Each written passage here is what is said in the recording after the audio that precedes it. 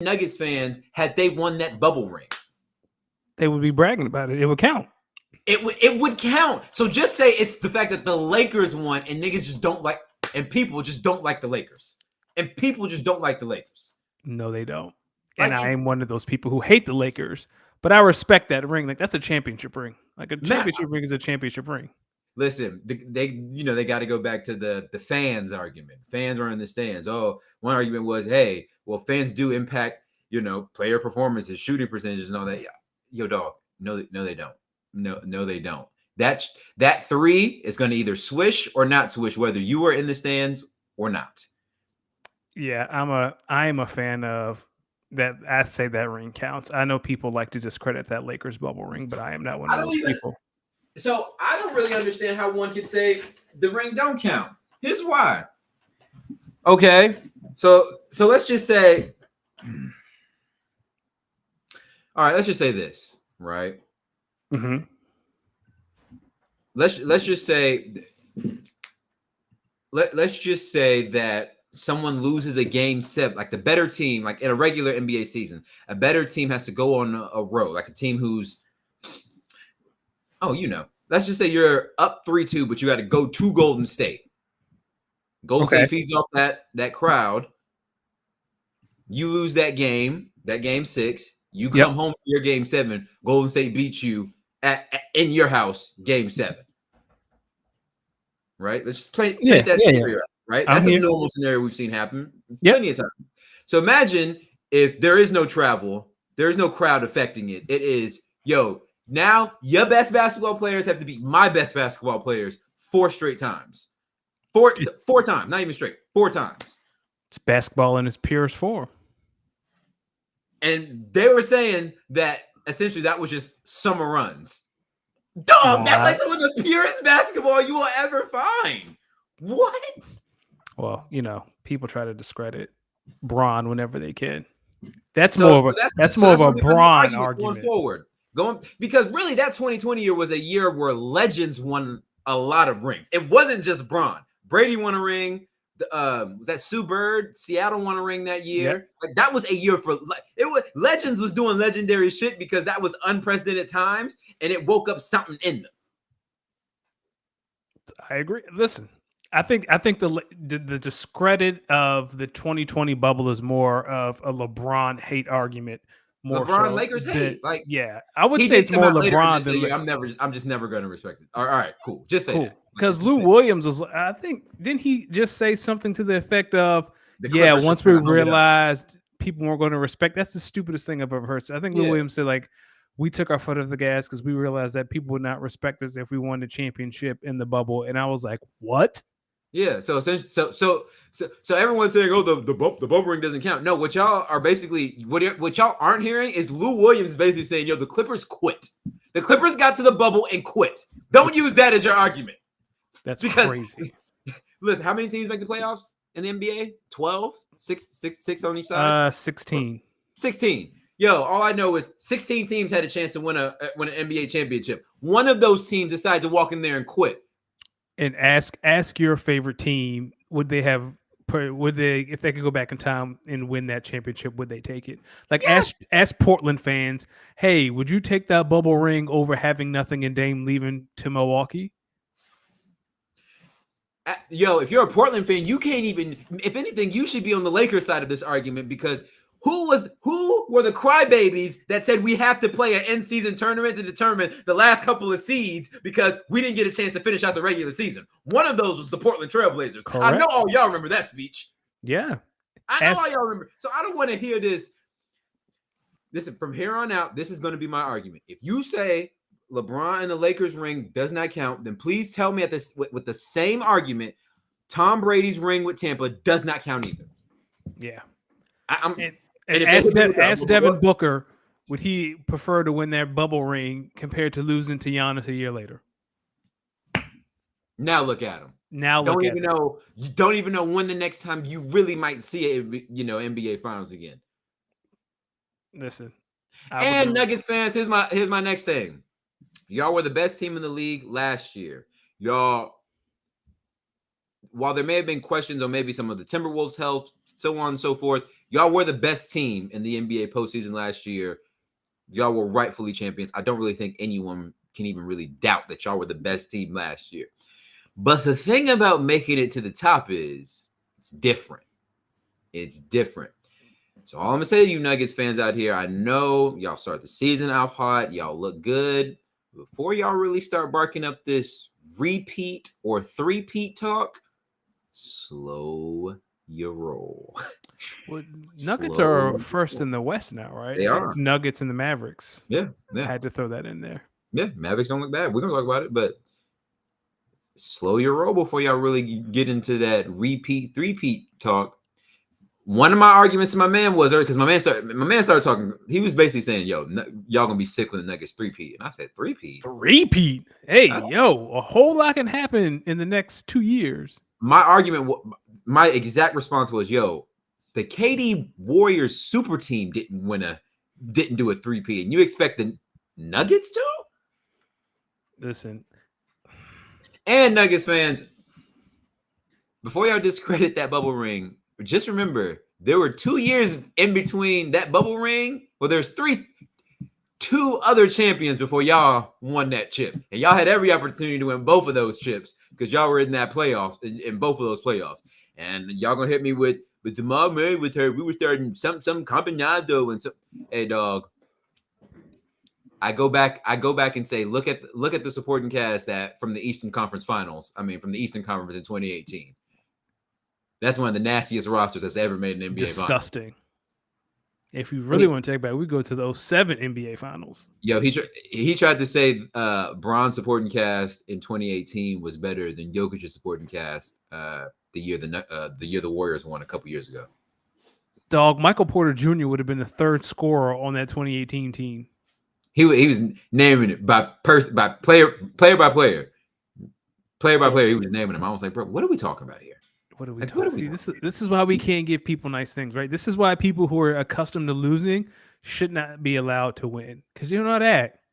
Bro, I was trying to tell him that, like, yo, dog, you are really wet behind the ears of like winning. Like my franchise, we got swept. We said y'all were the better team. Now we're on the next year trying to win number 18. Y'all are still stuck on the one you didn't win a couple years ago. This is why the Detroit Lions can't win the Super Bowl. So I think there's in my opinion, there's like an evolution to winning a professional championship from like when you're going from non-contender to like champion. You have to go through the building stage. Then you got to go through then you got to have the we're here year when y'all make the statement. Then you have to go through the okay, now that we're here, we got to figure this out because teams are starting to have to figure us out because we're getting better. You got to go through a few years of that. Then you go through the okay, we figured out how they figured us out. Now we're just trying to figure out how to win. And now you got to go through some adversity. I don't think the Detroit Lions have went through the adversity yet to where the Detroit Lions have been through 30 years of adversity.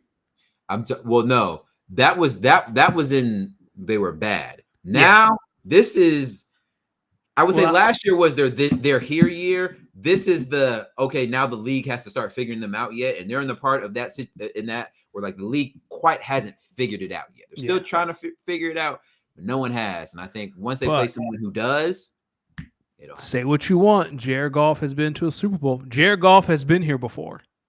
He has, and that might be the most important piece. Jared Goff has been there before. Great point. He has been there before, and he's been playing very, very, very well. So that's a great point. That's a great point. Here's my thing with the Lions, though. I think in the NFC, you look at the Niners. Depending on who you are, I don't look at the Niners like that, but you look at the Niners, the Cowboys, and of course the Eagles. And then I feel like Detroit's that team that's kind of scratching, and they're like, we're serious too. And the top 3 are just like, we'll believe it when we see it. Yes, I'm trying to think of the equivalent they're the Chargers of the NFC. No. Who are they? Who are their AFC? They are the Jags. No, They are the Bengals the year before they went to the Super Bowl. So they're the Bengals Joe Burrow's rookie year because they went to the Super Bowl his second year, correct? Yeah. No, because he blew his knee out his rookie year. No. Didn't he blow his knee out his rookie year against the Commanders? Because Chase Young, that was like week 3. You might be right. And it might have been like week 6, 7. I think. You might be right. Yeah. Okay. I got it. They are the Chiefs 2 years before they went to the Super Bowl. Okay. 2 years before they won the Super Bowl. Because you remember they went to 2 or 3 AFC Championship games where Tom beat them on like the last play. Okay. And I think that's where they're at. Because remember, at that last time, Tom beat him like as a Patriot, he re-upped. Then Tom left. And then the AFC has been his ever since. Ever since. I think if you're a Detroit fan, you should be excited. But I think if you're a Detroit fan, a playoff victory, you should feel really good about the season. I mean, they have a chance to get the 1 seed. Like they have a legitimate shot at the 1 seed. If you get to the NFC Championship game, dream season. If you make it to the Super Bowl, hey, fuck it, let's do this. Let's do this. I think and we'll talk about this later, but I really do think the Lions could grab the 1 seed, like legit, based off their schedule. Their schedule's so easy compared to the other contenders. Like the other top 3 teams, they have a stretch or stretches where it's really tough, and it's like for the Lions, it's like the Vikings twice. No offense, they have the Packers, they have like the Bears twice. Like they have a bunch of games that they can win and win easily, and have the inside track to the 1 seed. They're the Lions. Yes, but it's always those they got an easy straight to schedule teams that start pissing some things down their leg. That's true. Last week was one of their hardest. You have legit 2 hard games.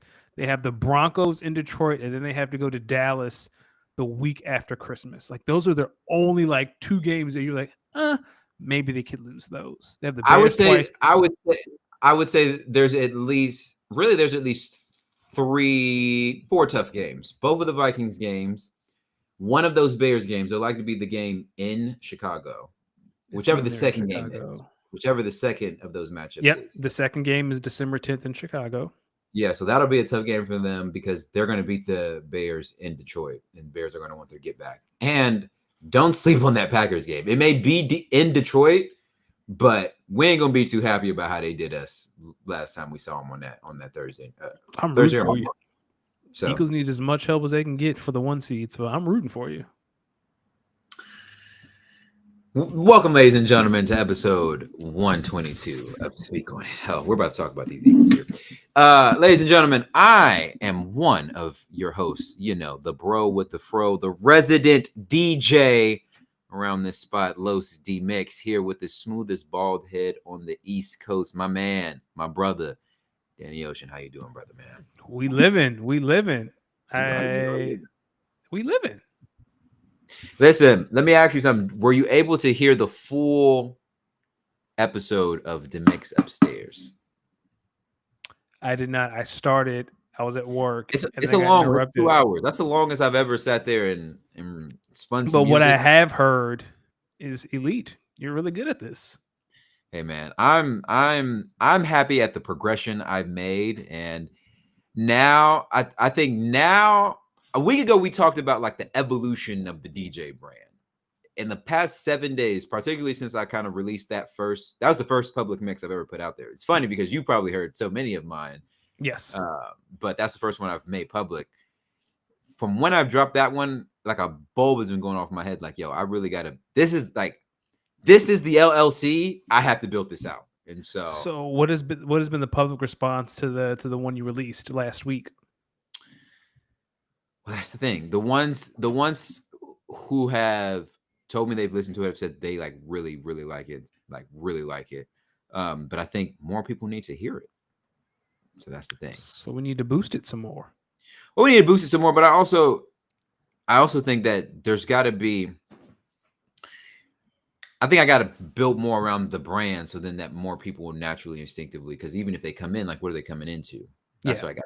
That's what. So I think that's the next evolution. So I know we talked with our homegirl, Dina, who I actually texted her not too long before I got on here about potentially helping out with like a logo or something. But I'm also just chatting with some of my people in my close circle about this and about like, what do you think could be helpful? Because I think what I think would be helpful for me now is to just start doing more gigs. Like I just gotta start getting more gigs. But I think the only way to get more gigs is you got to meet more like bar managers, people, stuff like that. And the only thing, so now you got to think about, all right, but what does that interaction look like? I can tell them, hey, I'm X, Y, and Z, but like if I don't have something tangible for them to have that they can come back to, that's what I feel like I need. So I'm thinking mini champion, and that's too expensive. Mini championship belts with the QR code to your site. That'd be fire.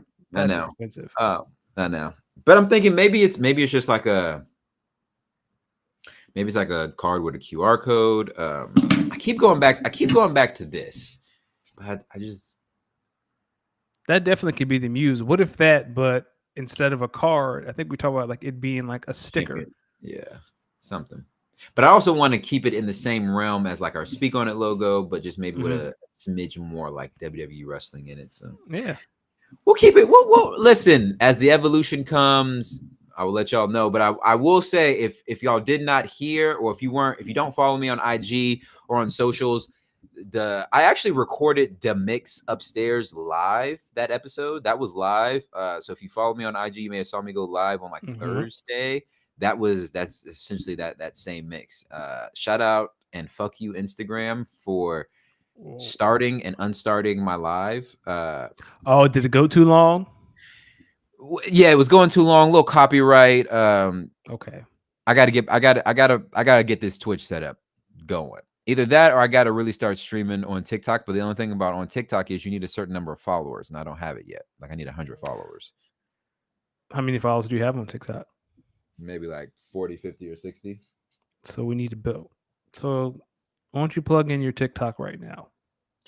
Ladies and gentlemen, I'm going to let's plug in all of our socials at the top of the show. Ladies and gentlemen, make sure you're following, first and foremost, make sure you're following the podcast, Speak On It _pod on Twitter, on Instagram, on TikTok. The content is there, people. We are posting. Show us some love. Make sure you're commenting. Make sure you're letting us know what you're fucking with, what you're not fucking with. Make sure you follow the boy, me, at LosDmix. That's LOSDEEMIX on Instagram, Twitter, Twitch, YouTube, TikTok. That is where a lot of my DJ content will be and where I'm going to be posting. So I think once I kind of figure out this full setup for Twitch, y'all will be seeing me live at least once a week. And then hopefully, once I get enough TikTok followers, I can do one Twitch stream and one TikTok stream a week.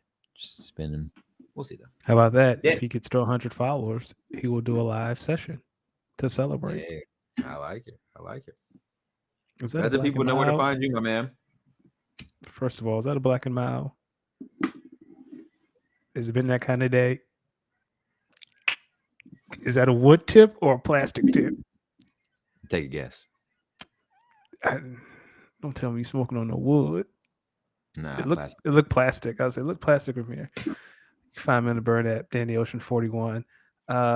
D, you ready to get started? You smoking a black. I know you about to talk some mad cash. I ain't never seen you smoke a black. I just ain't doing okay. Ladies and gentlemen, Speak On It 122. Where are we starting at today, my brother? I think we already kind of covered week 10 in the NFL, so we're going to dive a little bit deeper. Before we talk about anything important. I got one thing before we start. Yeah. Rojo, if you hearing this, get your ass in this chat. When we get to the fantasy section, Rojo, I'm on your ass. Pause. I'm on your ass. Go ahead, my brother. I can't. We're going to fast forward just to get to the fantasy because, yes, we have a lot to talk about. I did a lot of great things this week. Any surprises? I know we talked about the Lions getting the 1 seed and some other stuff. Any surprise wins or losses for you outside of last night? This may be a biased pick. Green Bay. I don't understand. This isn't a bad football team. It's not. It's really not. They're just not a good football team. But are they not a good football team because they make bad plays, or are they just not a good football team because they're just not a good football team? Well, it seems like Jordan Love is your guy, and that's the hardest part. You seem like you got the hardest part figured out. I would say some of the throws I've been seeing him make, like there's real progression week over week with this guy. Here's my biggest thing. Packers. When this season ends and free agency begins, I know there's a stigma we have on paying wide receivers, but I want you to go to T. Higgins' agent and just hand him a blank check and say, let us make you the highest paid wide receiver in the league. Or I'll do you one better. You trade for Stephon Diggs. Nah. You don't want Stephon Diggs? I do, but you don't. I mean, at the rate the Bills are going, you can get him for pennies on the dollar. When's the NFL trade deadline?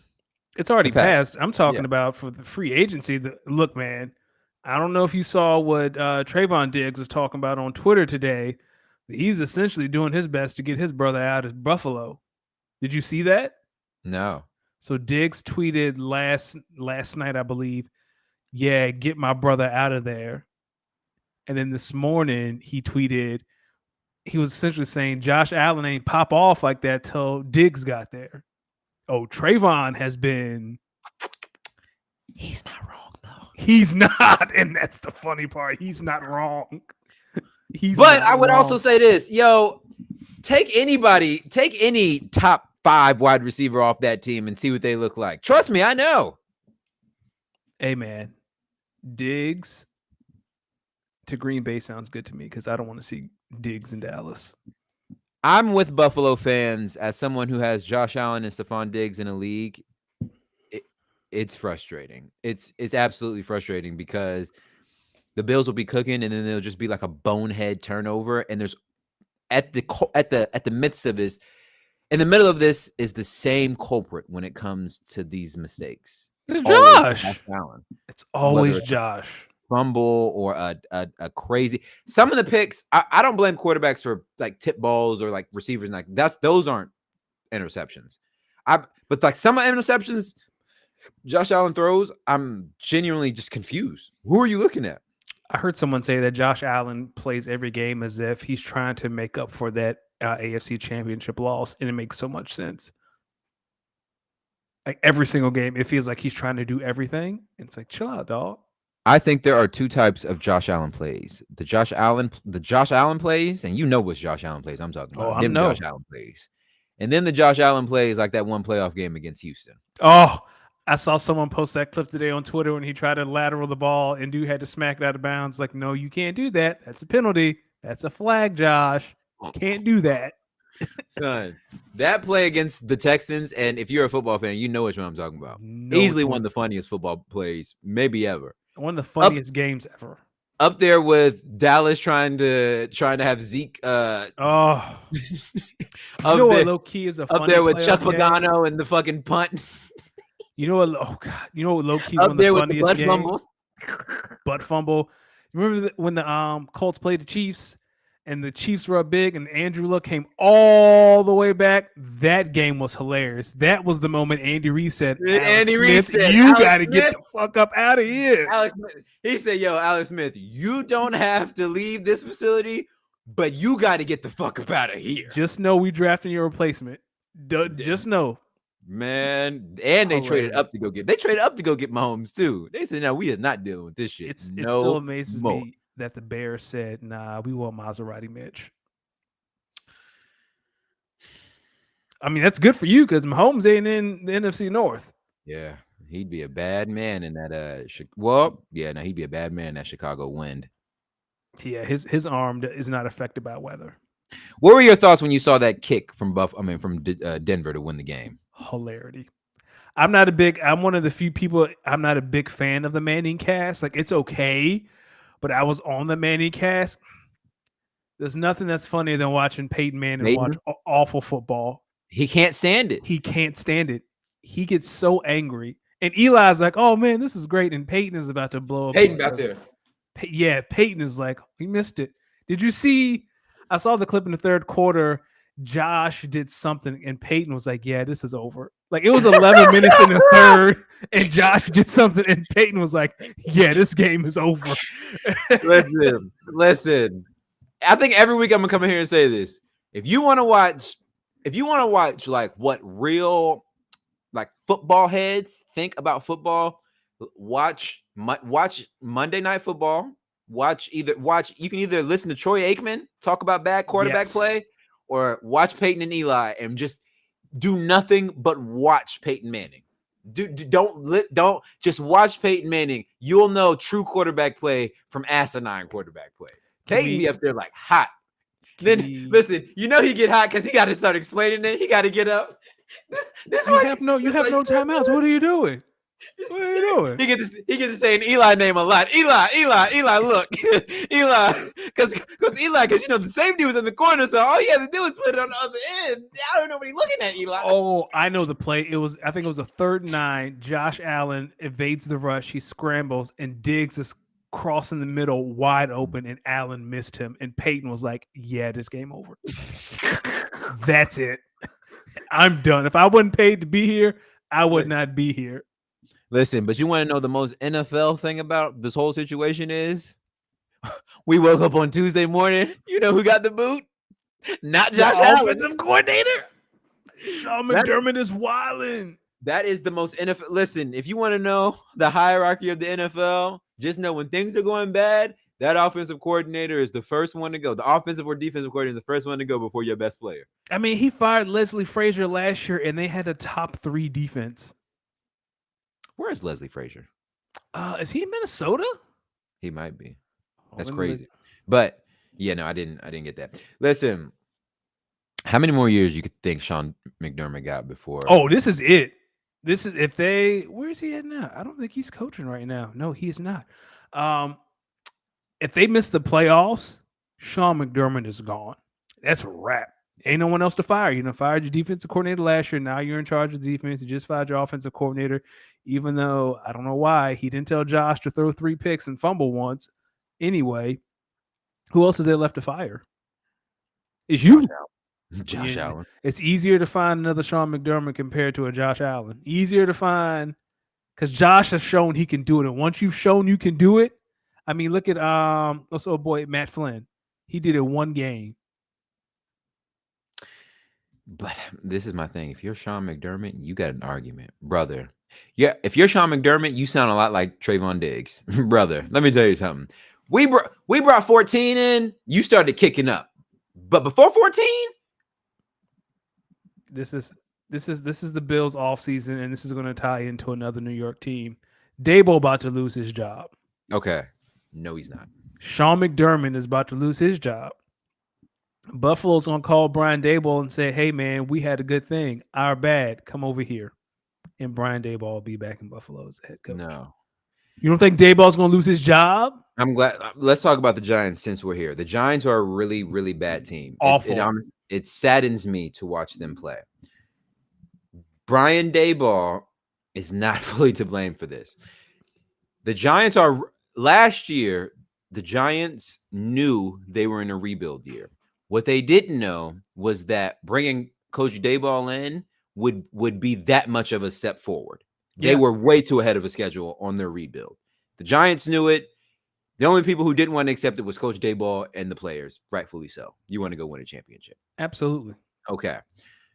We can accept that, right? The Giants are ahead of schedule. Okay. They were ahead of schedule. They were ahead of schedule. But what happens is when you're ahead of schedule, like they were, you don't get the draft capital that they needed to really help build around Daniel Jones the way they really, really need to. So you come into this year not being able to build the way you should have been able to build in the draft. One, because your scouting department isn't really your scouting department isn't really doing what they're supposed to do. But 2, you're not developing the way you're supposed to. And now you come into year 2. The team is performing how the second year of a rebuild would look like. Here's the thing. Especially after you lose your starting quarterback. You can't get throttled like that.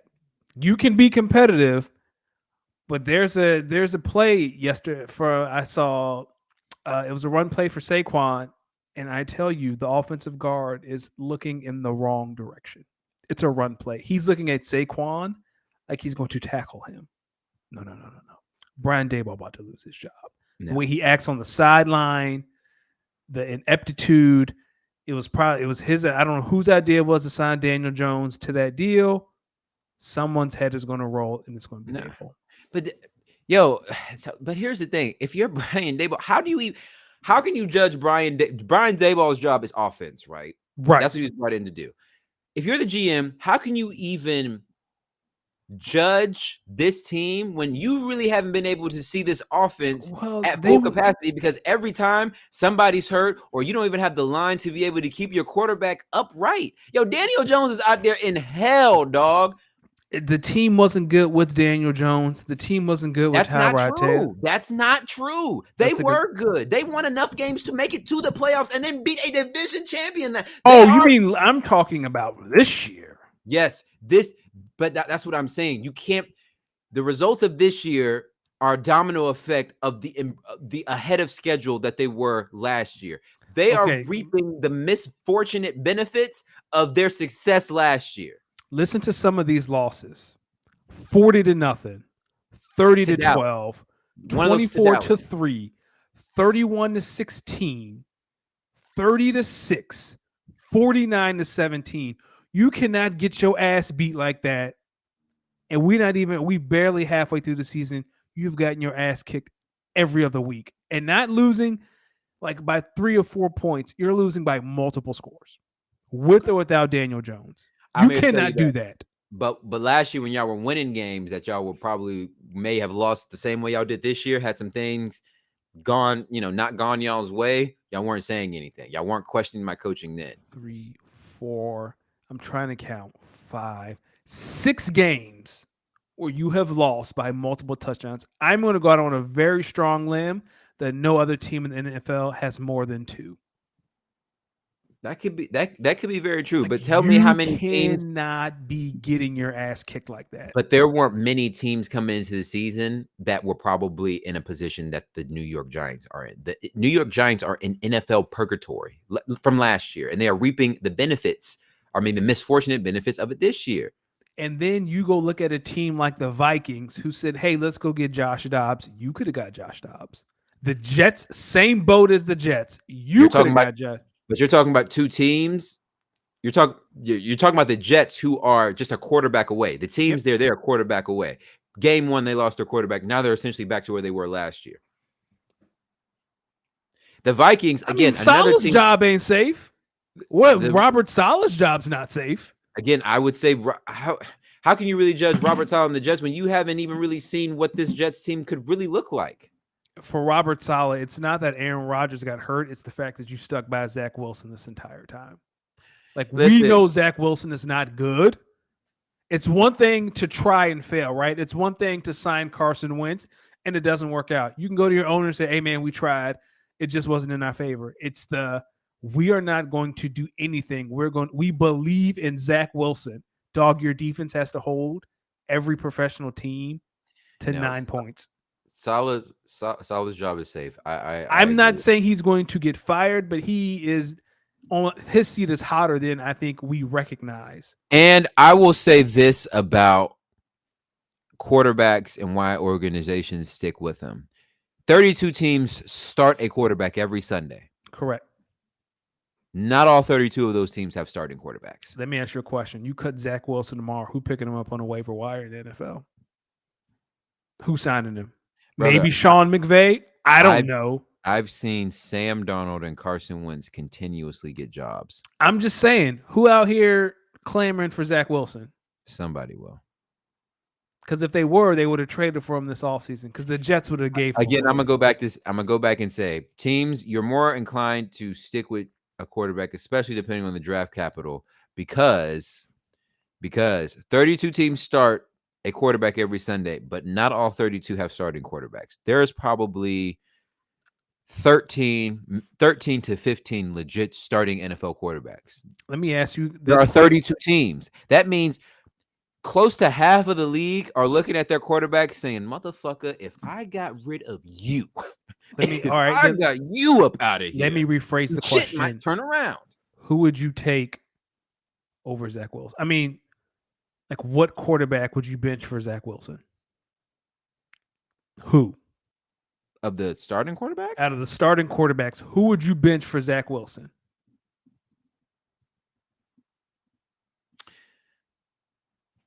I would put him in that Bryce Young category. I'd get Bryce Young out of here. I'd bench Bryce Young and bring Really? Bryce Young has played 9 games. Zach Wilson has had 3 years. You gonna bench Bryce Young? You think Zach gonna do better than Bryce? If I'm in year 2 and Bryce Young really hasn't done anything and Zach Wilson's out there, I'm talking about right now. Right now, who would you bench Zach Wilson for? Well, who would you bench to start? Probably maybe. I mean, not many quarterbacks because I've seen what Zach Wilson has played like this year. But I'm not talking about necessarily in the situation of right now. I'm talking about, let's just say they release Zach Wilson this offseason. Yep. And maybe after seeing 17 games of Bryce Young, you're maybe not fully convinced that this is maybe the quarterback of the future. But Frank Reich may see some things in Zach Wilson that he thinks with a little bit of coaching, he may be able to fix. Let's bring him in here. Frank Reich would lose his job. No, he would. Right now. No, he would. You pick Bryce Young over CJ Stroud, and then you gonna look me now after 1 year and say I want to bring in Zach Wilson? Dog, you're getting fired. Okay. Get the fuck out my office. We ain't got nothing to talk about. Listen, out. I'm gonna say this. Yes, in the case of Zach Wilson, yes. But in the case of Daniel Jones, no. Daniel Jones over Zach Wilson. Yes, I would take Daniel Jones is one of the 16 starting quarterbacks in this league. I'm sticking with it. I would say middle of the pack. Yes, 16 to 20.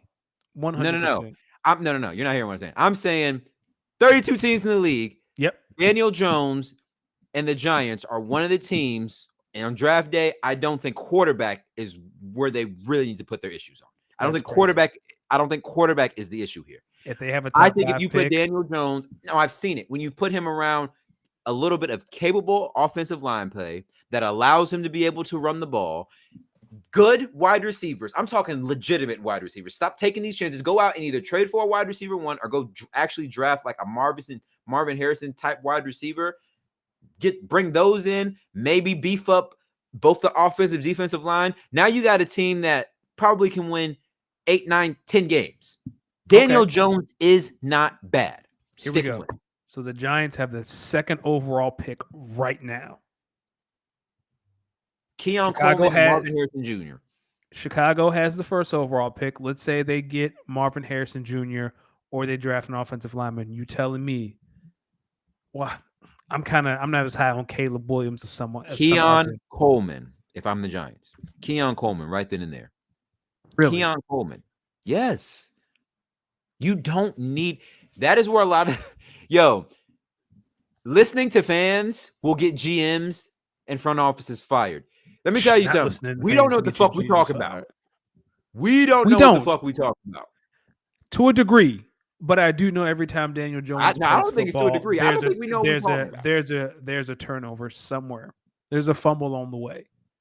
You can sell hope. I would say a lot of these front offices probably agree with us. Some of these guys were busts. But situationally, everybody has the right decision in revisionist history. But situationally, in these positions, sometimes you understand why certain people were drafted at the capital they were. Yes, you can look back and say, yeah, I probably would have taken, looking back at it, I probably would take Patrick Mahomes. But in the Bears' mind, they were looking at the draft board and in their minds, they didn't have enough on Patrick Mahomes to really commit to what they thought would be the quarterback of their future. They thought Mitch Trubisky had more of a line of what they had. Revisionist history, yes, Mitch Trubisky was some ass. Patrick Mahomes, one of the all-time greats. Yes, it's easy to say that.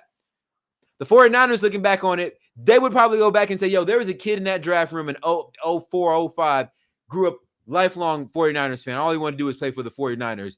We took Alex Smith. He went to the Packers. We haven't won a Super Bowl in how long? That guy's got one. That guy's at least got one. So do you think, with that being said, that 2020 draft class has seemed to struggle? Even Trevor Lawrence has struggled. Do you think teams wish they would have not drafted with the capital and got a rental? Because I am on the thought process that no, because you don't know when you're going to draft that high again. So if you're that high, I was never big on Zach Wilson. Never understood. He made that one throw at his pro day, and it was like, wow, that's amazing. But he played at BYU. But when you're a GM it's easier to sell hope to fans with a rookie than signing some middle of the pack journeyman. Nah, I think looking back on it, I think teams out. I think QB needy teams outside of Jacksonville are looking back on it, and I think. Oh, I'm sorry. Actually, I might be rethinking my answer the more I think about it. Actually, I do think you're right. I think outside of the Jaguars, I do think most of the teams in that 2020 draft class that needed a quarterback. I'm looking at you, Pittsburgh Steelers. I think they would look back on it and say, I'd go back and I'd take a rental. I definitely think that, because I think when you look at last year's draft class with CJ Stroud, Bryce Young, some of these other guys, and then this coming QB class next year with Caleb, Drake May, some of these other guys, I think if you're a team maybe like Chicago Bears, maybe even the New York Jets or the Pittsburgh Steelers, you may have just waited, because I think the beauty about the vet QB rental is that if they really turn up, now it's a renaissance of their career. You can pay them a 3-year deal. Now you can build other spots. If they're bad, you have a 1-year rental. Get them up out of here, Kawhi Leonard. You're gone. Yeah, but that costs people jobs, right? Again, like if you're a GM and you have the opportunity to draft a young quarterback, as a GM, that buys you 3 years, probably 4.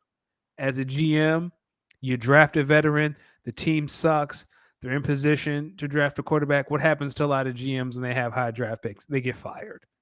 And they bring in a new regime, they bring in a new coach, bring in a new GM.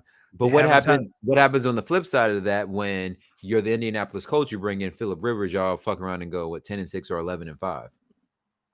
I mean, they had to pay the bill eventually because the next year they were ass, and now they have Anthony Richardson, excuse me. Like, the bill's going to come due with the rental. Here's the thing. Like, a veteran quarterback is available for a reason. The good ones never get away. Patrick Mahomes is not going to be a free agent ever in his career. Dak Prescott has never been a free agent, and he never will be. The good ones don't get away. There's a reason Carson just signed to the Rams. I'm glad you mentioned Dakota, because have you noticed the sentiment has changed around Dakota? This isn't on our topics, but I'm glad you said it, because you brought it up, and I'm noticing it. I've been noticing it probably for like the last month. The POV on Dakota Prescott, mad different. People are giving him his respects now. Yeah, Dak is not a bad quarterback. He just pisses his pants in big moments. Is it he, or is the team just? Hey, who stepped out of bounds on the 2-point conversion against the Eagles? Who gave them a chance to even fucking score that shit? Yeah, but who stepped out of bounds at the 2-point conversion? Because if he did not step out of bounds, it's a game-tying field goal instead of well, tell your wide receiver to create separation, or tell your running back and offensive line to get yards. I'm just saying. He tried to make a play. What happened in San Francisco last year? Short. Yeah. Does Patrick step out of bounds before the goal line? I mean, does Aaron Rodgers step out of bounds before the goal line? Dog, you want to talk about some plays Aaron Rodgers have made that I would? Aaron Rodgers with a chance to go to the Super Bowl on the line would rather try to force the ball into Devontae Adams than run it himself and maybe take a hard hit. I'm just saying. Okay. Stop it. Do you think Jalen steps out of bounds? Has a bonehead play. Do you think Justin Herbert steps out of bounds? And I'm being very generous because you know how I feel about Jay Herbo. Oh, we here. Fuck what you talking about. Akili, my dog. What's up now? I'm playing. Listen, I think there's a hater. There's a bonehead play in every QB's repertoire. Yeah. And I'm glad Bam said it, but Tom Brady was a free agent. Tom Brady was a free agent by choice. Oh my gosh. We're speaking on rookies. How are you feeling about CJ Stroud? Love it. Let's pipe down on the MVP talk. I don't think we're there yet. He's been very impressive. He beat the Bengals, game-winning drive on the road. Definitely offensive rookie of the year. Definitely rookie of the year. We can go there, but MVP, not yet. Based on the play of QBs around the league this year. Yep. why can't CJ Stroud have an argument to be in the MVP conversation? MVP, you got to have one of the best records in your division. In your conference, not division. Excuse me. Conference. Okay, I'm going to go back and say, based on the play of QBs, because we know MVP is a QB award, based on the play of QBs around this league, why can't CJ Stroud be in consideration? I'm just not there yet. And maybe that's me. I just, all I'm saying is Mahomes ain't look like Mahomes. Josh Allen ain't look like Josh Allen. Burrow ain't burrowing. Lamar Jackson's been balling. Lamar Jackson's been balling, but that was a shaky game against the Browns that might hurt his case a little bit because they had that game completely won. Tua and the Dolphins can't beat anybody with a winning record. My man just went into a team that was in the AFC Championship game last year and beat them. And let's not forget Jalen. If you want to throw Jared Goff in there. Jalen what? Jalen Hurts. Whoa, ain't no Jalen who. No, chill out. I knew you were talking about. I'm talking about like for what? MVP? Yeah, MVP. Dog Jake. I don't see know. now what has you? Jalen has been balling on one leg and has the best record in the NFL. He beat the Dolphins. He beat the Cowboys. Okay, I mean, I'm not. I mean, I guess in the context of talking about MVP, yeah, I guess, but he's the odds-on favorite today. He is. He's the odds-on favorite today. Okay. And Bam, I'm with you. I'd rather give it to Tyreek Bam. Now you talking. Now we talking. So now Bam we said talking. that y'all rather give an MVP to a rookie quarterback over a non-QB. I would not. I'm think trying Tyreek Hill. Oh, Tyreek Hill or Myles Garrett or AJ Brown. Yeah, let me ask you something. Yeah. Who do you think is having a better receiving year? CeeDee Lamb or AJ Brown? AJ Brown. CD has had 3 great games. AJ Brown had 6 games in a row over 125 yards. CD's had 3 straight. 3 of over 150. 10 receptions, 150 though. Let's look at NFL receiving yards. He had 6 weeks of 125 or more. He had 6 for 150. CD no. CD has 3 of 150. AJ has 6 of 125. No, you're not hearing me. Yeah, you're not saying the same thing. AJ had 6 of 150. CD had 3 straight of 10 receptions and 150 plus. You know what's crazy? Even with all that, AJ still has more yards than him. Tyreek has 1076. AJ has 1,005. CD has 975. So it took 3 weeks of a Herculean effort from CD to be in the same stratosphere. Yes. And AJ was off last week. Yes. Well, and guess what? AJ still gets to play the Giants twice too. Yeah. Okay. I'm just interesting. I'm just glad the conversation can finally be had now, and CeeDee Lamb is playing like CeeDee Lamb.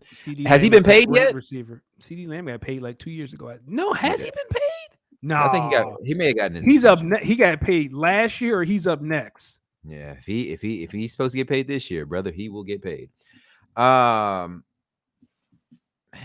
that. While we got some good folks in here, I want to hear your thoughts on what's going on in the college football world, particularly as it relates to that team up north that some are calling those cheaters up north. So last week, the Big Ten suspended Coach Harbaugh before the Penn State game, and they put out a press release essentially saying, we don't have any firm evidence that he knew, but come on, big dog, we not stupid. He knew. It's the NCAA's. It's the NCAA's lack of institutional control. That's their favorite, right? When they don't have enough proof, they can always say, hey, this happened on your watch. You should have known. Here's your punishment. The funniest thing about this whole Jim Harbaugh thing is that there's a very good reality that the commissioner of the Big Ten is going to have to hand Jim Harbaugh the Big Ten championship trophy if they win the Big Ten championship. And that is what I am waiting for, because that's going to be hilarious, because that's who suspended him. Do I think he should have been suspended? I really don't care about this sign thing.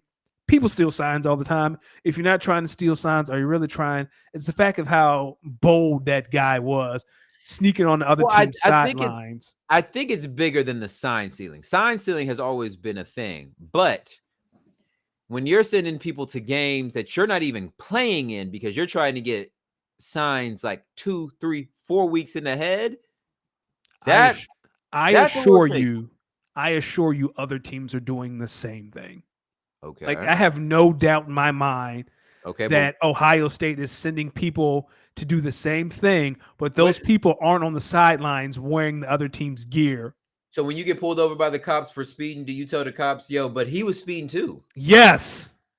Okay. Well, you one of them. And what does the cop tell you? The cops say, I caught you. Same thing, right? It's the same. I don't think this is as big a deal as what's being made out of it. I really don't care. Michigan's still good. Michigan's still. We got to talk about old boy crying. Like, Jim was in heaven after that Penn State game. Let's finish this story because I got jokes on him too. Yeah, we got jokes. I don't care. This is my thing. I think I'm with you. I don't. So here's why I was with you at first. I was with you at first, and then I heard somebody say something that I thought I could understand the other side of this. Yeah, sign stealing doesn't mean anything. All teams do it. But what happens in a game where I'm on offense and you're on defense and you know all my plays? Change your signs. Here's my biggest gripe about this whole thing. But if I don't know that you know, and I don't really know your signs like that, now we're talking about an unfair advantage. Because not all schools have the capital to send guys to all these different games. Oh, that's fair. I hear so you. now this is some fuck shit. So now this is some fuck shit because when little HBCU come up in here and they ain't got they don't have all the resources that they need to be able to recruit and scout at which the level you recruit and scout, or maybe we just say scout. Now you have an unfair advantage. I don't think they would put the resources into smaller schools because the talent gap is so vast. So why are you at Central Michigan, big dog? He was trying to. They were playing Michigan State, right? And he was trying to steal Michigan State. He was getting signed for both. I mean, yeah, I hear you. Here's my biggest thing: the Big Ten came down on Jim Harbaugh. And how do I say this? Well, tell this to the players. Explain it to the players. I'm not talking about Michigan's players. Explain what you're saying to players on the other team who don't even know that who don't really know what's going on. They don't even know this cheating shit's going on. I would say, hey, there are levels to college football. There's a difference for playing at Central Michigan and playing at Michigan. But when Central Michigan plays Michigan, Central Michigan got to go back and try to win their conference too. And they will after they get their ass beat by Michigan. Nah, bro. Here's my only gripe. The Big Ten, the conference itself, has seemed to position itself as this high and mighty, we're going to take Michigan down for whatever reason. Most people don't like Harbaugh. What are you going to do for the next scandal, right? Like, what are you going to do if this happens to Ryan Day in Ohio State? Like, you have to keep that same energy across the board, and that's where it's going to get interesting. This is my thing to the NCAA. You want to correct sign stealing, get rid of signs. Why? Because they don't have walkie-talkies in their helmets, do they? I don't think college teams why have in 2023 don't you just put something in these players' helmets like the NFL? Well, that's very... Yo, can we talk about how the NCAA really doesn't do? Can we talk about how the NCAA doesn't really do the best job of really developing pro football and basketball players to the next level? Here's my thing about helmet. I mean, microphones inside of college. Who's going to turn the mic off? Like, the NFL has an entire staff that they have hired that they go to games and they work the system. So I think when the clock hits 10 seconds, the mic turns off. The coach can't talk to the player anymore. Who's going to pay for that on the NCAA side of the house? That's where the resources thing comes in. So there's like a resources discrepancy. And that's why it's going to have to come from the NCAA themselves. And you can't buy that. How many NCAA schools are there? Or why doesn't it come from the institutions? Why? Yo, you got X many number of home games. You have X many number of home, but you know how many home games you're gonna have. Yo, dog. So when you have a home game, if you're gonna use that wired in, well, you have to be able to provide it for your opponents too. If you can't, signs. Well, then if that's the case, then who's going to run, right? Like you can't ask a Central Michigan. They might not have the resources to install those microphones. And do you trust the person? So say it's Michigan, right? Michigan has that on both sidelines. Who's running it for the opponent's sideline? Do you trust that Michigan is going to provide someone? If they'll send a guy to steal signs, what makes you think they won't send someone to sabotage the microphone system? Hell, y'all send all these people to do piss tests. Y'all send them same people to do the fucking communication. Let me tell you something. The more I don't like it. I don't like it. Yeah, I don't like it. And Michigan, in my opinion, y'all not even playing nobody tough enough for y'all to really be out here really trying to steal signs. You don't play anybody till you start playing Penn State. Before that, y'all ain't doing nothing but playing your local high school teams in the Michigan Ann Arbor area. So if you ain't cheating, you ain't trying. Yeah, but like dog, why you need to cheat to beat Nebraska? Every advantage counts. I mean, but this is on par for Jim Harbaugh though, right? Doing the most. Like this is right on brand with Jim Harbaugh doing the absolute most. And that's why he got suspended. And this is what I'm going to say. The NCAA, they're not stupid. So Jim Harbaugh trying to tell the public, I ain't know. Hey, yo, dog, now you lying. Now you like slapping me in my face. Like you knew. But you got to lie because if you admit to it, that's it. You're done. Not only for the season, you probably lose your job. You got to lie. You got to lie. Some may say he might be losing his job regardless. He might be leaving his job to go to the NFL, but I don't know if he's going to get fired from his job. Who's going to hire him and where? Hey, man, I bet you who's getting fired? Bill Belichick getting fired. No. Who else getting fired this year? Bill Belichick. McDermott getting fired. Okay, the Patriots' job is going to be open. The Bills' job is going to be open. Let's see. Who else might be losing their job? The Giants' job might be open. That one won't be open. The Bills' job, I don't think will be open. The Chargers' job will be open. Chargers, maybe. Maybe. Justin Herbert will retire. We'll see this. I'll tell you this. Michigan, just know in 2 weeks, the fucking rent is due. Okay, now we talking. The fucking rent is due. Because when OHIO come up there, it's a wrap. It's a wrap. Send them home. Pack it up. Won't even got to worry about the college football playoff. Y'all ain't going to make it there. Don't even worry about it. Enjoy the Cotton Bowl. Enjoy that motherfucking Cotton Bowl. No, y'all going to be in the Rose Bowl this year. Because Ohio State going to be in the playoff. Ohio State going to be in the playoff, baby. Okay, so Michigan going to get the Rose Bowl. They don't get the Rose Bowl. Y'all not the winner of the conference champion, not the loser in the conference championship game, but Michigan. Who do you think? Yeah, Michigan, because they're going to be the second. No, Michigan and Ohio State are in the same division. So yeah, whoever. I'm saying Ohio State's going to win. The team who loses that game, they'll put them in the mac and cheese bowl, and then they'll tell Michigan, yeah, y'all go ahead and go over to the Rose Bowl, big dog. Okay, y'all go over to the Rose Bowl, big dog. Yeah, let's see who. Yeah, right now it's Iowa. So right now it'd be Iowa and Ohio State.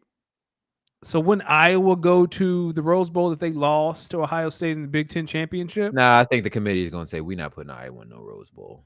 We're not risking our ratings to put Iowa in the Rose Bowl. No one wants to watch Iowa football. Yeah, like no one. So. Nobody. Bam, what happened the last 3 years where y'all was stealing their signs? y'all was stealing their signs. Bam, I'm glad that you're here, though, because that means Achilles here, which means that it is time to talk a little fantasy football. Ladies and gentlemen, we are in our quick hitter section, and we're going to start this off with a little fantasy talk. Hold on. Before I really get into it, I need my talking music. I need my talking music. All right, Dion. Hold on. Hey, somebody play my music. Achilles, come out here to the front. I got something to say to you. Listen, last week, you thought you was slick. Uh-oh. That shit that you was talking up in our fantasy football league, you thought you was doing something. You thought you was gonna come and take me down. You thought that shit that you was talking up on these airwaves about me and my fantasy football team, even though we at the bottom of the standings, really meant something. But see, what you didn't know, damn it, what you didn't know is that we talk. We got bulletin board material. You was talking that shit. We seen that motherfucking painted Malcolm X fucking painting on your wall. We seen that. My man got SpongeBob, Malcolm X, Patrick, and fucking One Punch Man and one painting. We seen it. And you thought you was finna talk that way about our team? About the Las Vegas Horned Ducks? I don't care if we only had 2 wins. You thought you was finna come up in our house, take our food, take our women, and bend us over? The fuck is you talking about? Hold on. The fuck is you talking about? Respect the Horned Ducks. Respect us. I ain't gonna tell you again, Achille. I don't want to hear nothing. You a loser. You cannot fuck with the Las Vegas Horned Ducks. That's on God. That's on Jehovah, Buddhist, Gouda, cheese, all of them niggas. That's on all of them. Fuck is he talking about? What the fuck is we talking about? What the fuck is we talking about here? Yeah, people, last week Achille came up in here talking that shit. Talking all that shit. We played fantasy football. I beat his ass. Beat his ass. By 3. Beat his ass. Yeah, you did win by 3. You know what's funny? I won 2, and now we're all 5-5. Achille, I told you. We're 2 weeks away. Hold on. Well, wait a minute. No. Hold on. You're not playing. No, I don't need any music. All I'm saying is. You got it. All I'm saying is, last week I said we are 1 week away from being in the same boat. And here we are. 5-5. 5-5. Whole lot of cash money was being talked on this pod last week, huh? And I got a signature win. I beat the top dog in our league. You beat dude. I did that. You beat dude. I beat the top dog in the league. Shoot. We here. You beat Dalton Kincaid. Yeah. You laughed. Yeah. He here. Quentin Johnson. Yeah. You showed up. Yeah. Watch your fucking mouth, Achille. Watch your fucking mouth about it. I ain't going there. Watch your fucking mouth. Watch your fucking mouth. Achille said you got to drop Keaton Mitchell. He said that was. Fuck out of here. Let me tell y'all. Keaton said I gave you game, and now you talking shit. Let me tell you something. Keaton Mitchell and Devon A-Chain, that's going to be my running back tandem of the future. Give it about 2 years. Said, I gave you free game, and this is how you treat me. Yeah, no, exactly how I treat you. Exactly. You ever watch Snowfall?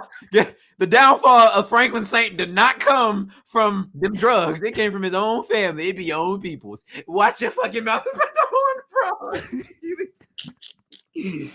Nah, Achille. Man. All love, big dog. Can we talk about it's all love. Can we talk about the Superflex League? Dog. I have been in any other league on the planet, I'd be the 1 seed. I have dominated. I have scored a ton of points, but I'm in the hardest division and I'm in 4th place. It is insane how competitive that league is. Can I be honest with you about my team in that league? We have no direction. What? We are some ass. We are some ass. Like, dog, I'm the 2nd highest scorer in that league, second to Jordan, who is in my division. It's tough. He's 3rd. Yeah, it's tough. It's crazy. It's tough. It's a good league. Shout out Geno Smith. It's a good league. It's a good league. Listen, my redraft. That's all I'm gonna say. In my redraft league, I don't even want to talk about that shit, dog. Josh Allen, Stephon Diggs. I built my team around you, so I knew coming into this year that my highs would be your highs and your lows would be my team's downfall.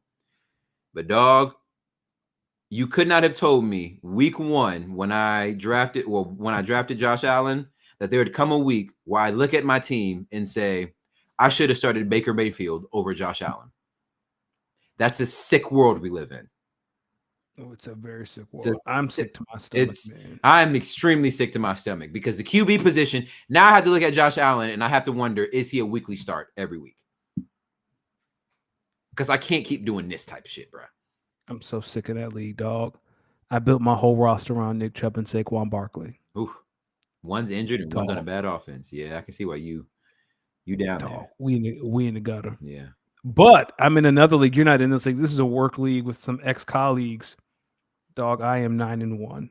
I'm beating the piss out of them every week. So here's my thing. I'm sorry, I'm 8-2. Can I be honest with you about fantasy? Talk to me.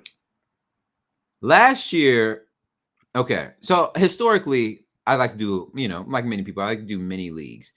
And historically, it's the teams with the best record that when it comes to the playoffs, my confidence in them, I'm not going to say it dwindles, but I feel like the time is coming. You know what I mean? Because in fantasy, when you're riding high and your team's cooking. But on the flip side of that, when is the cliff? Where is the edge and when's the cliff? And can I add to that? Go ahead. If y'all let me into these playoffs and I win this Dynasty League 2 years in a row, it's going to be a problem. Funny thing is, after a number of upsets in our Dynasty League last year, nobody is out of the playoff hunt, and everybody can technically still make the playoffs. If y'all let me into these playoffs and I go on another run and win, it's going to be unbearable. Yeah. I'm going to be honest with you. In my league, we haven't even discussed someone's FaceTime. We haven't even discussed the playoffs. We haven't discussed the playoffs. We're just taking it one game at a time. We have 3 wins. But if we win, we have a few winnable games. Well, I don't want to say win. We have a few games that I think we can win. If we win 1 or 2 of them, we might be on to something. Y'all better not let me win this league twice. I'm going to cook every person except Kyle and Gator J. They have been very kind. Everybody else, D, you have been kind too. Everybody else be cooking. I want to make the playoffs in all honesty because it would then make whoever has my first round pick, they're going to be so mad. They're going to be so, because it's a waste of, well, it's not going to say a waste of a pick, but if you have my first round pick, you probably aren't going to get the first overall pick anyway. So, because you got to win the consolation league. So, all I know is somebody's on a 4-game losing streak. Do you care to name names? No, I don't know if I should name any names, but his name rhymes with yam. It is Thanksgiving and yams are around the corner. Bam. Get it together. I'm watching your team, Bam. I'm watching your team. Speaking of Thanksgiving, this is a friendly reminder. Take that turkey out of the freezer tomorrow. Why tomorrow? It has to unthaw. It takes a very long time for turkeys to unthaw. 2 weeks? The problem is Thanksgiving is next Thursday. Oh. It's 8 days. It's 9 days away from tonight. It'll be 8 days tomorrow. Oh, wow. I don't know. I'm probably spending Thanksgiving alone. I don't even know when the day is. My days are all mixed. Chandler Costantino. Sorry if I butchered your name, brother. He asked us, trade Justin Fields, James Conner, and Mike Evans for Josh Allen and DeAndre Swift, 6-point passing TD PPR league.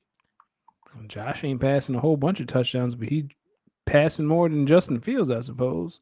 Allen's ceiling is higher. So I think it's, what do you think of the complementary pieces? James Conner and Mike Evans or DeAndre Swift? I'm very biased. I think that now that Cam Jurgens is back, the Eagles are going to focus on running the ball more. I think DeAndre Swift is going to get more carries. I think we're closer. We're to the point where we're going to see DeAndre from weeks 2 and 3 compared to what we have seen, because the Eagles' right guard has really struggled, which has affected their zone blocking scheme and how they run the ball. Cam Jurgens is back from IR. At the same time, the Eagles have a tough 5-game stretch. I think they're going to try to lean on Jalen more. And also, is Jalen healthy? If you think Jalen is healthy, full disclosure, I don't think he's going to be healthy for the rest of the year. But if Jalen is healthy and Cam Jurgens is back, that Eagles run offense is going to look very similar to what you saw against the Vikings. So you're saying Josh Allen and DeAndre Swift side? I like that side, but that's a whole lot of if you think Jalen is healthy, and I think Cam Jurgens makes that much of a difference at guard. But if Jalen isn't healthy, that really takes a lot of the Eagles' run game because it's a lot of zone read. It's a lot of Jalen's threat to run the ball. I would also say the fact that it's 6 points passing TDs. I lean Josh Allen because I trust Josh Allen. Josh Allen has the better receivers. Yes, so Josh Allen is more likely to go off and be more consistent than Justin. So Fields, Chandler, 100%. I would lean on the side of Josh Allen, DeAndre Swift, and it sounds like Keely agrees there too. He says Allen and Swift 6 point passing a huge factor here, and Connor really might only play a handful of games. That's true. James Conner has just recently come back from a knee injury, so I can see if the Cardinals get into a place where they're clearly not going to be able to do anything, they might shut them down. So. Speaking of shutting some shit down, let's wrap this up with a little NBA talk. Let's do it. The Clippers are winless with James Harden. What is your thoughts there? Hilarious. The grass is not green on the other side. When do we hear about the locker room scuffle? Because it's coming. Like violence is on the horizon. Okay. I love this game. You tell me right now who Crypto is going to call a police presence on in that locker room.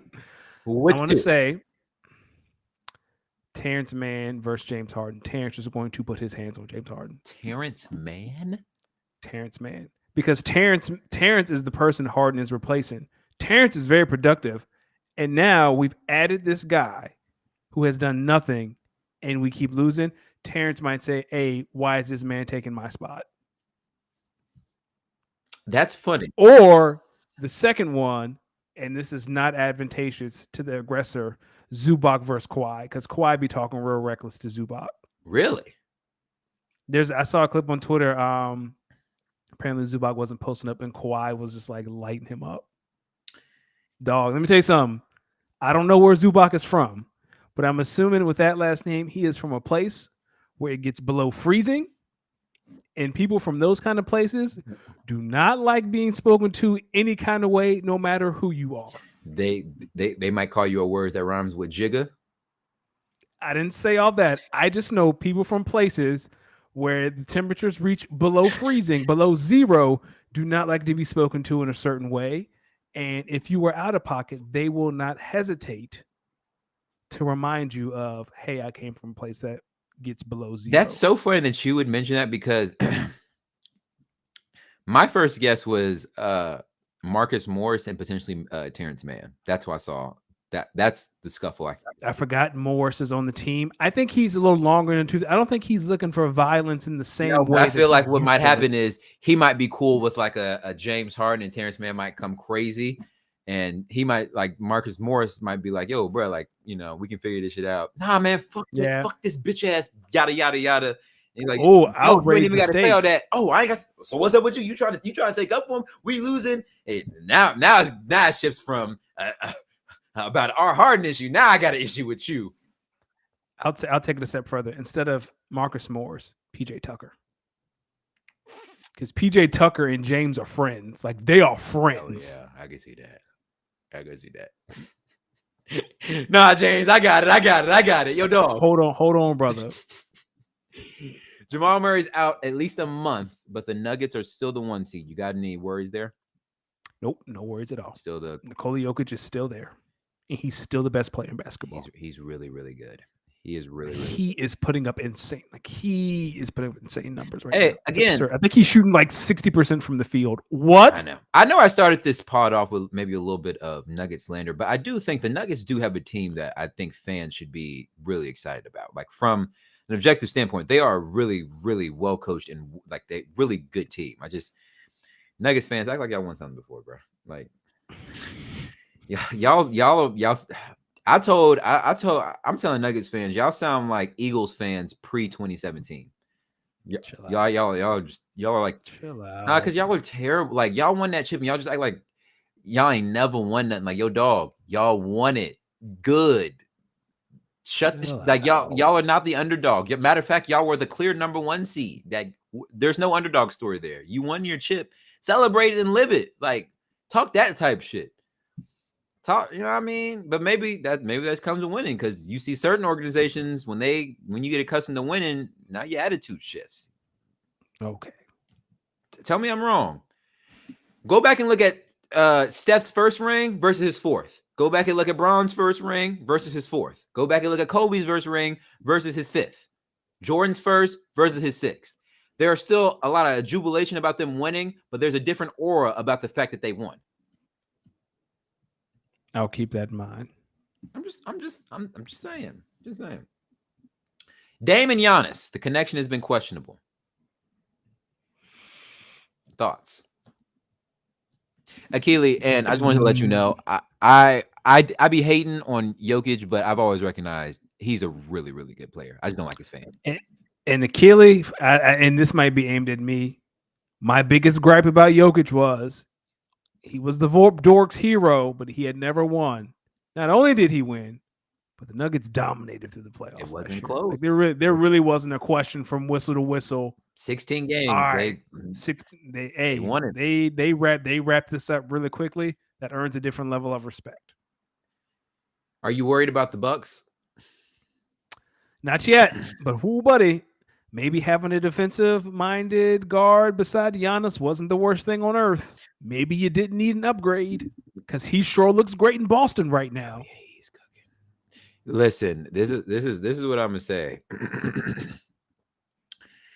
You can't waste many Giannis 50-point games and lose. And here's another thing. This is what you wanted. This is. You wanted the bright lights. They don't get much brighter than they do in Portland with arguably the second best player in the league. You got to do something. And he might. You know what it feels like? It feels like he's still mourning the fact that he didn't get to go to Miami. It could be. I mean, it could be. Yo, let this be a lesson to all y'all NBA players who are unhappy. Don't let the world know where you really want to go. Nope.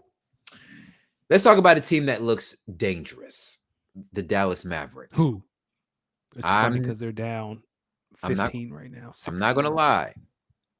I thought they were going to be a complete joke this season. I think maybe you were a little more optimistic, but very had a lot of questions. Yes. Tell me your thoughts on this Mavs team so far.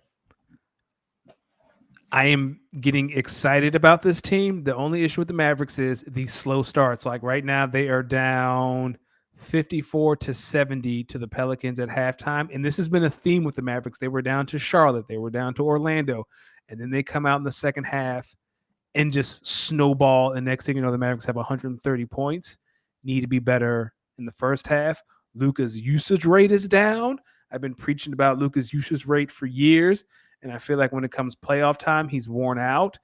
Now that Kyrie is back and healthy, Luka's usage rate is down. Derek Lively is ahead of schedule in regards to being a defensive-minded center. He's doing great. Tim Hardaway coming off the bench is giving us 15-20 a night. I still think if Tim Hardaway plays like this, you try to see if you can trade his production for a defensive-minded wing. Maybe Pascal Siakam. That is a stretch. It's going to take more than Tim Hardaway Jr. to get Pascal Siakam, but that's the kind. Maybe a DeAndre Hunter. Looks like Chicago might be having some sort of fire sale, so maybe you call and say, "Hey, what's Alex Caruso doing? What? You're not going to get Zach LaVine. You're not going to get DeMar DeRozan, but maybe you can pull Alex Caruso. Maybe you can get Andre Drummond for some extra front court depth." I'm starting to get excited about this team, but they've had a really easy schedule.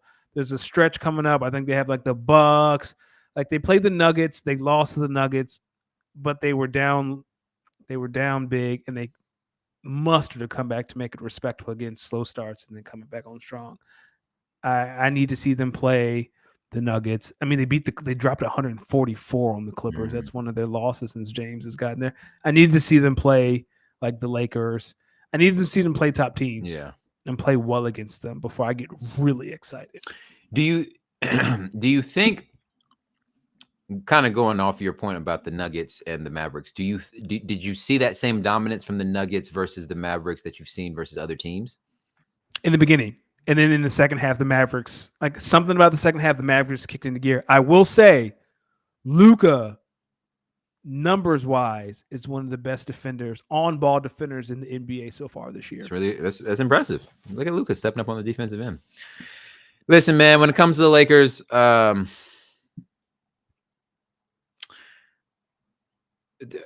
they're just so 500. They're so hot and cold, and I'm not really how we win the game where LeBron's not playing, but the game before that when he's playing, we lose. Here's the thing about the Lakers, and I think we always need to remember this about any LeBron James team, especially at this stage of his career. It's a marathon. It's true. It is 100% a marathon, and LeBron doesn't turn it on until Christmas. Like he starts the season off because he's full of energy. There's a lull, Thanksgiving, Christmas. He turns it on a little bit, and then after the All-Star break, that's when Bron really turns it on. So, but we have the added in-season tournament this year, which I don't think they're going to take it seriously, and they shouldn't. But no, they kind of. But the thing is, they have to because these are regular season games, so these aren't meaningless games. But they don't have as much meat. Would you rather lose these games now? But these are games that these are games that are ultimately going to help determine where you kind of end up in the rankings. Does that matter to you if you're a Lakers fan? Here's the thing. If you're a Lakers fan, you do not want to go to Vegas for the in-season tournament. Those are unnecessary games that LeBron is participating in. Those are regular season games. No, there are extra games. The one in Vegas, the bracket, it's only 6 teams. The final 6 teams go to Vegas or 8 teams and play 2 or 3 extra games. Okay, those 1 or 2 games. Yeah, you might that matters on one extra game, 1 or 2 extra games. For 38-year-old LeBron, we're talking about professional. It matters. We're talking about professional basketball players here. It matters, man. Brother, they're going to at least get at least a week off. We're talking about professional basketball. Come on, we're talking about professional basketball players here. We are, and I agree. I'm just saying, 38-year-old LeBron. I am not buying that there are going to be NBA teams that know these games, that know these group stage games count towards regular season games, that take off these regular season games to then go just because they don't want to have to potentially play an extra game or 2. That's silly. You just rather play the extra. You'd rather just play the group stage games like you are, the regular season games, and then if you make it to the tournament, then you figure it out from there. I think the in-season tournament is going to benefit teams that know they aren't good or teams that have a lot of young players. We talked about this, right? It's going to be an opportunity to see your team in a playoff-like atmosphere. And I think that's going to benefit the Rockets and the Spurs. Lakers don't care. But so here's my thing. In order to get to that stage, you have to win games. Yeah. So so now I'm talking there are 8 teams that make it to Vegas. But you have to assume, there are 8 teams that make it to Vegas.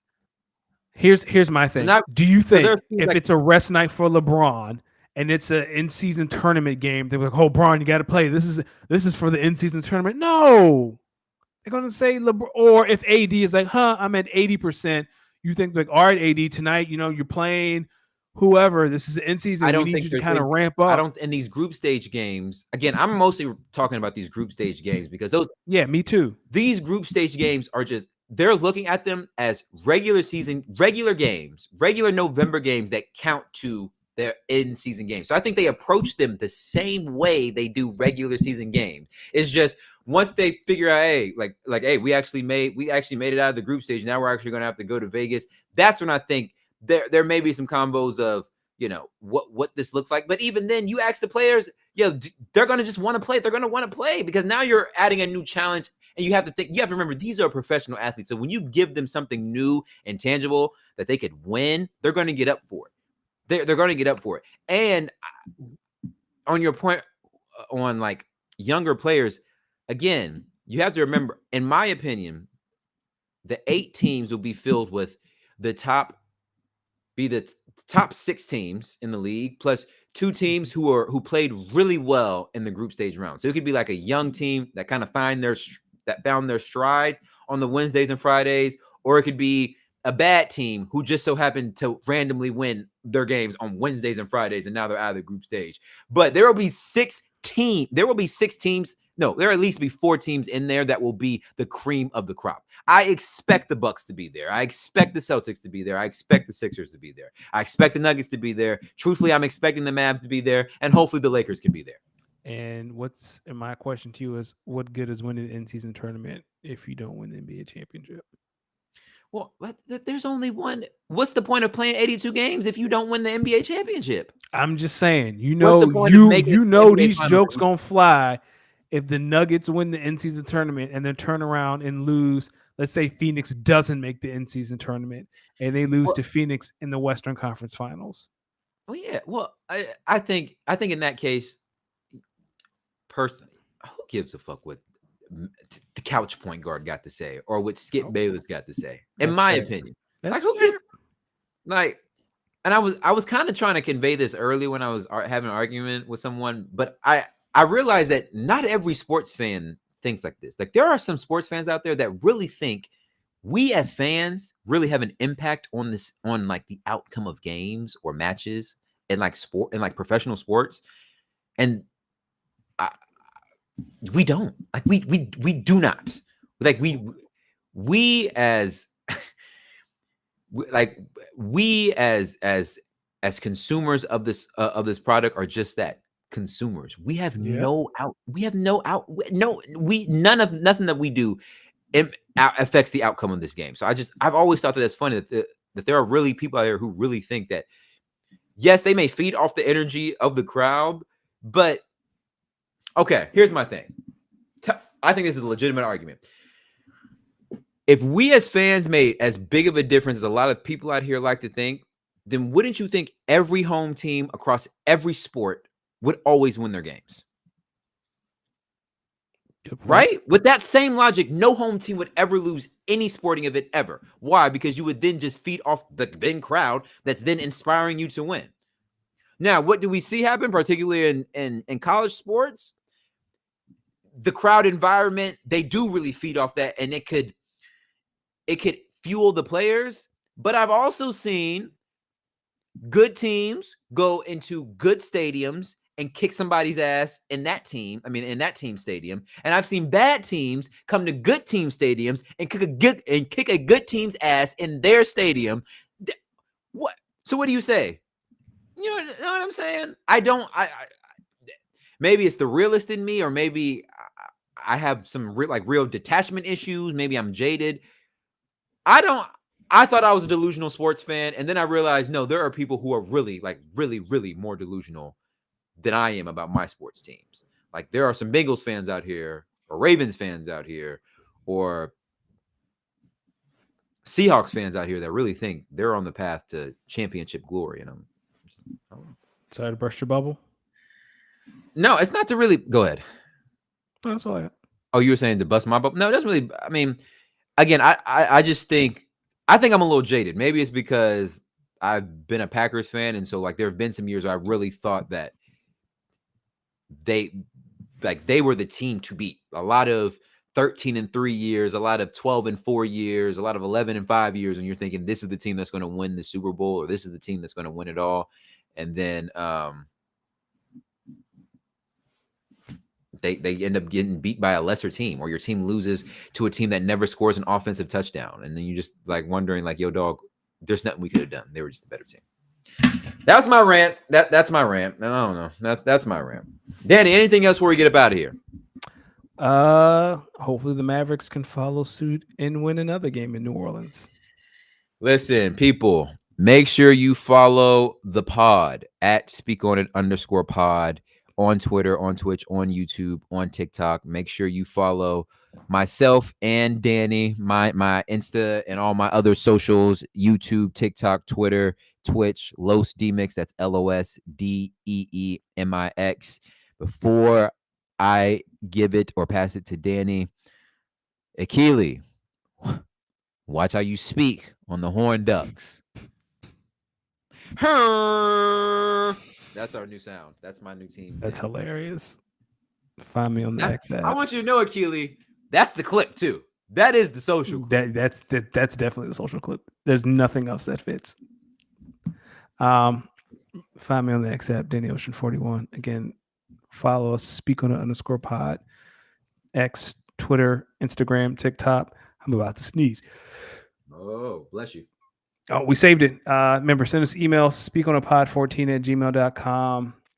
We will be here next week. We will be here next week. And guess who I play next week, week 11? Who? Bam. Oh, Bam. He's saying barbecue chicken. Now, bam. I remember that week 2 loss. I lost by only 5 points. So don't act like you know what I mean. We coming for that ass. Pause. And on that note, yo, bam. Before I play you next week, just make sure that you're in a car where you could actually stretch all the way out in. Thank you all for listening. We really appreciate your support. I can't believe you just said that. Y'all have a good night.